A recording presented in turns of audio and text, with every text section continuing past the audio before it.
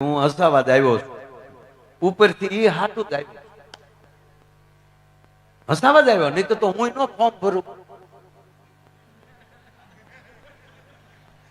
હું ન ભરું કારણ કે મને આ માટે ભગવાને મોકલ્યો છે એટલે ઓલાએ કીધું કે ફિલ્મ જોવા જવું હોય તો આપણે છોકરાને સમજાવજો એટલે છોકરાને બોલાવીને કીધું કે બેટા અહીંયા આવો આપણે કનુભાઈ છે કે ત્યાં બેટા સત્યનારાયણ ભગવાનની કથા છે એટલે હું તારા મમ્મી બે જાય છે કલાક જાતા કલાક આવતા 2 કલાક બેસશું એટલે 3, 3.5, 4 કલાક થશે તમે શાંતિથી ઘરે બેસજો ટીવી જોજો ઓકે પપ્પા જાઓ છોકરા આગળ ખોટું બોલાય સત્યનારાયણ નું કઈ નીકળી સત્યનારાયણ ભગવાન ની કથા નું કઈ નીકળી ગયા ઓલા નીકળી ગયા પછી આ બે ભાઈઓ એકલા જ બેઠા હતા મોટા હા બા બાપુજી 4 કલાક તો આવવાનું નથી ના તો હાલ ને આપણે બે ભાઈ ફિલ્મ જોઈ આવીએ ઇન્ટરવેલ પડ્યું ને ઇન્ટરવેલ તો સામેની સીટમાં એના બાપ બેઠેલા બે ટાબરિયા આ લે ટાબરિયા તમે કે અમે સત્યનારાયણ નો શીરો ખાવા આવ્યા બાપા નો ભાવે ધંધો ન કરવો પણ આજે આ મોબાઈલ થતા માણસ નેગેટિવ બહુ વયો ગયો છે જયરાજભાઈ આ મોબાઈલ એ માટે કાઢ્યો છો મેં એને પૂછ્યું આ અમેરિકા વાળા આ ગૂગલ ને જે કાઢ્યું ને એને મેં પૂછ્યું મેં કીધું તમે આ ડખો ક્યાંથી લાવ્યા મને કે ભાઈ એવું નથી અમારે એ માટે લાવ્યા કે માણસ દૂર દૂર રહેતા હોય તો એની નજીકતા આનથી થઈ શકે આ હાટું હતું એને બદલે આખો માણસ મોબાઈલમાં ફૂટી ગયો આમ જ કરતો હોય ઘડીક બંધ રાખ્યું ભાઈ મોબાઈલમાં તબલા નહીં આમ જ કરતો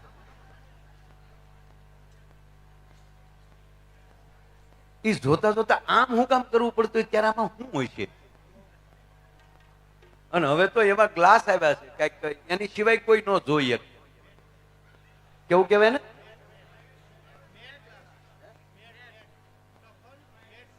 તફાન મેટ ગ્લાસ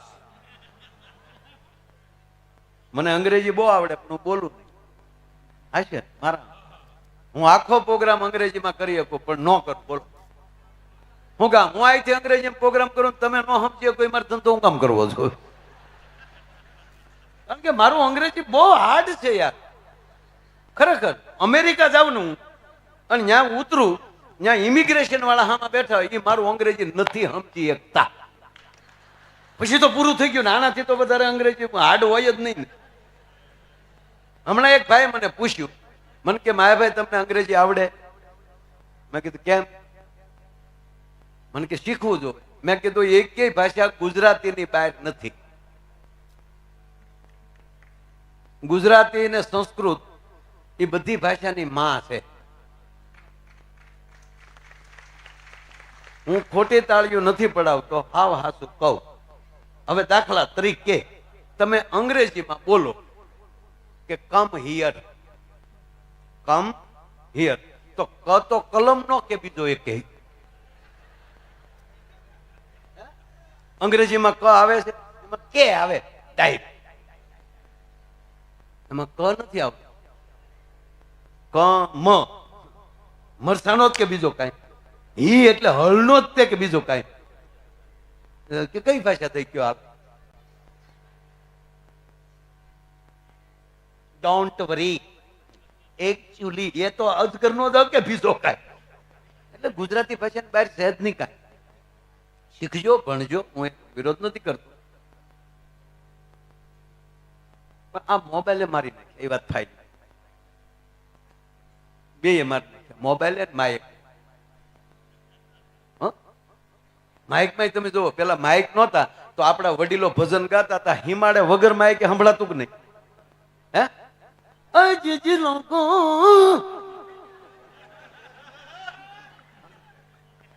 नेवतारा नमिया है भेजू गलवा ए जिला गियू रे मैं वारी जाऊं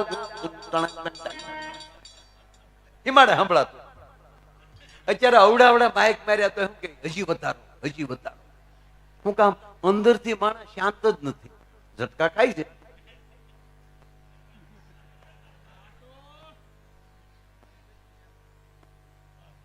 આ ખરેખર મોબાઈલમાં તમે જો, તમે કોઈ પણ જો તો આમ જ કરતા છે.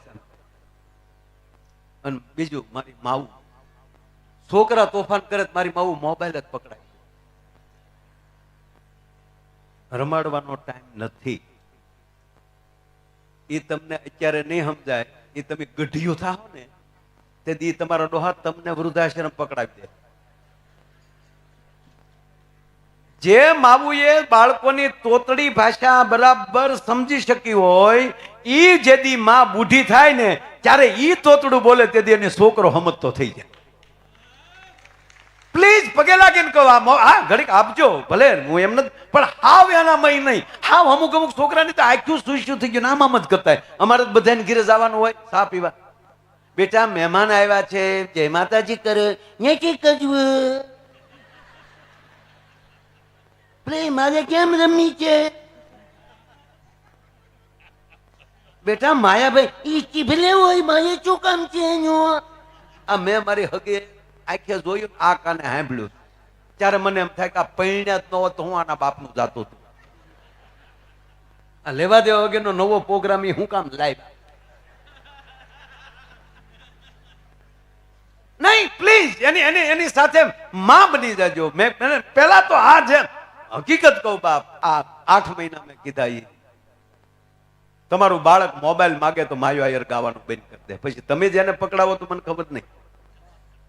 અને ભૂલથી તમારે ઈ 8 મહિનાનું થઈ જાય અને ભૂલથી તમારા મંદિરિયામાં ઝાલર ખાલી વગાડજો અને ઘોડિયામાં હેઠું ઉતરી ગોઠણિયા ભરીને જો મંદિરિયામાં ન આવે તો એ માયો આયર ગાવાનું બંધ કરી દે. સાહેબ આ જરૂરી છે, પણ આ મોબાઈલ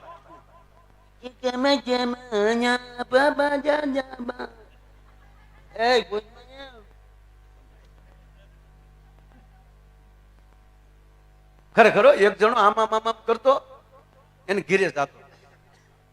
આ શહેરની વાત કરું છું, અહીંની વાત નથી, આફ્રિકાની.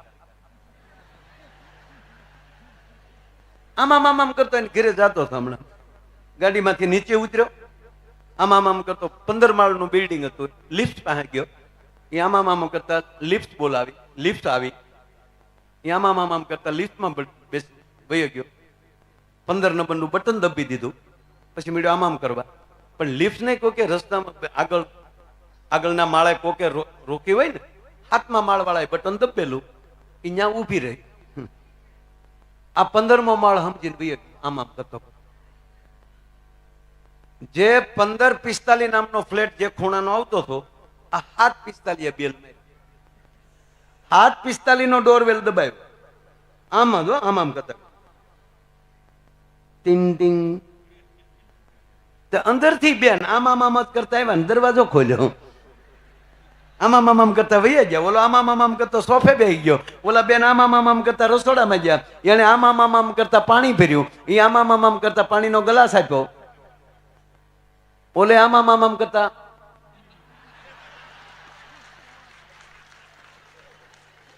આમ જ પી ગયો. અને પાછો આમ કરતા બેન રસોડામાં વૈયા ગયા. પછી બેન રહોડામાં આમ, ભાઈ સોફે બેઠા બેઠા આમ. ભાઈ તો 1545 હતા. એમાં 745 આવ્યો. સમજાય ત્યારે દાંત કાઢજો. એ 745 આમ જ આવ્યો. એને ડોરવેલ દબાવ્યો એટલે 1545 ઉભો થઈને દરવાજો ખોલ્યો. એટલે 745 1545 ને જોયો. એટલે 745 ને એમ થયું કે હું કોક ના ઘરે આવી ગયો. સોરી કીને ઈ વયો ગયો. બોલો, મૂળ ગરસણી વયો ગયો.